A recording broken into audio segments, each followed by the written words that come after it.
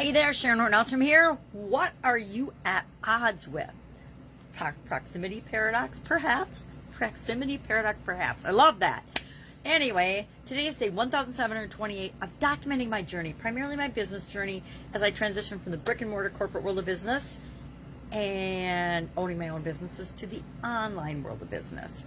In 2017, following my divorce, I had the opportunity, didn't necessarily feel like an opportunity then, but it was, to do what I want, when I want, where I want, wearing what I want, with whomever I want, because I didn't have to answer to anyone anymore. My kids were growing up, and I was getting divorced. We were divesting ourselves of all the businesses that we had together. So I had the opportunity to say, okay, hey, I could retire and travel and do things, but my vision was deteriorating, so that didn't necessarily feel like a great option for me. I thought, I still have lots of energy. There's things I want to do. What am I going to do?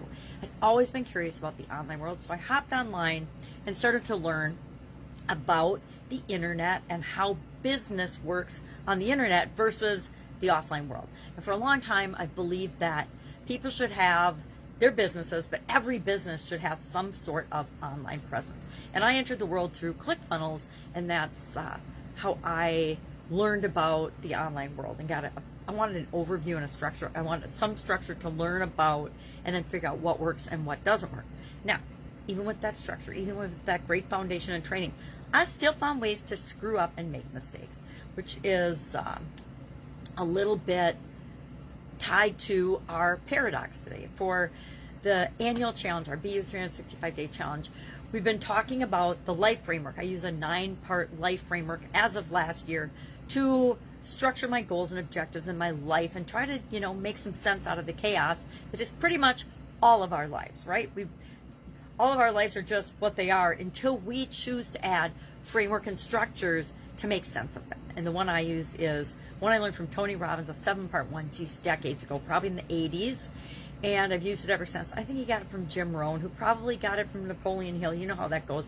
All the gurus work together, and all of them use one another's information and build upon and grow upon that. Kind of like all of the knowledge and wisdom we have in the world. And with the internet, there's so much of it that we have to pick and choose what's right for us, because everything isn't right for everybody. We only need to explore the things that are of interest to us and that feel right to us.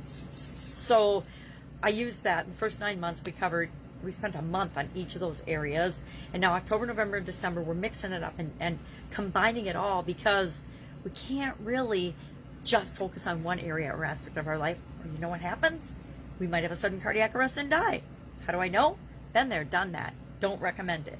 So we did that. Now we're talking about, for about 2-3 weeks this month, we're going to talk about paradoxes. And a paradox is something that when you first hear it, it sounds outrageous and absurd. When you think about it, you're like, maybe that is true. Maybe that's true for me. So today's paradox, I call the proximity paradox. I'm giving each one of them a name because it helps me remember it, and it reminds me of the paradox itself. And so today's says that the closer we try to keep someone or something, the closer and more tightly we try to hold on to something, the further away we actually push it from us, or the further away they will push them further away. Hope that's right. Let me read it to you. The more you try to keep someone close, the further away you'll push them. Now, has this ever happened to you? Definitely happened in my life before, right? Have you ever had a crush on somebody and they kind of liked you, but then you got clingy and they ran away, right? They ran the other way because they're like, nah, not ready for that yet. Or maybe the timing's just not right. It happens in every area and aspect of our life. Have you ever been too smothering as a parent or grandparent? Guilty as charged. My daughter and my son remind me all the time, back off, Mom, you're being too safety conscious, or warning them or telling us all the bad things will happen. My sisters used to tell me that when I was raising my kids, when my kids were little. I was always afraid that they were going to get killed or hurt or maimed or something, and so I did have an extra focus on safety. And that could be partly from my past experience. When I was a kid, man, I was a klutz, and I was always ripping my face open, which is why I have a crooked smile today. I fell on a trike. Stepping on rusty nails when they were putting in curb and gutter, getting slivers, this as long as my foot, sliding across the family floor. If there was a way to get into mischief and hurt myself, I found a way to do it as a kid. So I'm always, a little safety warning cautious, but the tighter we hold on to people or things or emotions or beliefs, the tighter we hold those, the more closely we hold those, the more we push. Well, we push the thing that we want away often. I mean, and it applies to everything. Think about money. People will do way more to avoid losing money or losing something. That's why we all buy insurance, right? There's whole industries based on, trillion-dollar industries based on our fear of loss, right? And our fear of losing something. We'll hold on to something more tightly than invest in things that will help grow and build whatever it is that we want. So, and there's been tons of scientific studies done on that. So proximity paradox today, and I paired that with the idiom at odds with. So at odds with someone or something. And I fessed up that when it comes to growing and building and supersizing my business, the biggest bottleneck, the biggest problem, the biggest challenge, the biggest thing that I often find myself at odds with is looking in the mirror, and it's myself. When it comes to growing and building anything or doing anything in our life, we first have to get through our comfort zone, right? We first have to be willing to push the edges of our comfort zone in order to do anything. And whenever I find myself resisting something, I'm trying to get really good at stopping and asking myself, why am I resisting this? Is it just because I've got conflicting beliefs? Because like every other human being on the planet, I have all these experiences and all these beliefs and all these things that have happened that cause me to have a certain mindset. And beyond that mindset, where it is right this instant, I can't even see all the other things and all the other possibilities.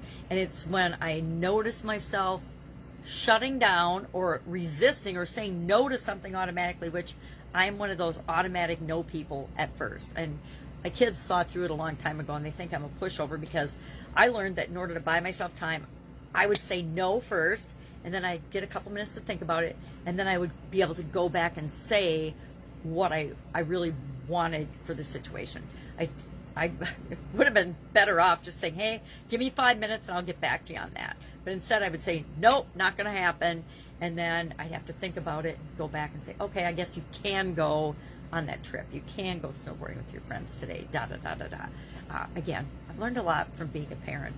There's a lot that we learn from our personal relationships and parenting and things that totally applies to how we grow and build and supersize our businesses. So there's lots of lessons there. So proximity paradox, at odds with someone or something. You can tell I got my work shirts on today because I've got a lot of projects that I'm working on, literally physical projects. And so I'm going to sign off. If I can help you in any way, ask. Otherwise, I will be with you tomorrow. Have a fantastic day. Don't be at odds with yourself.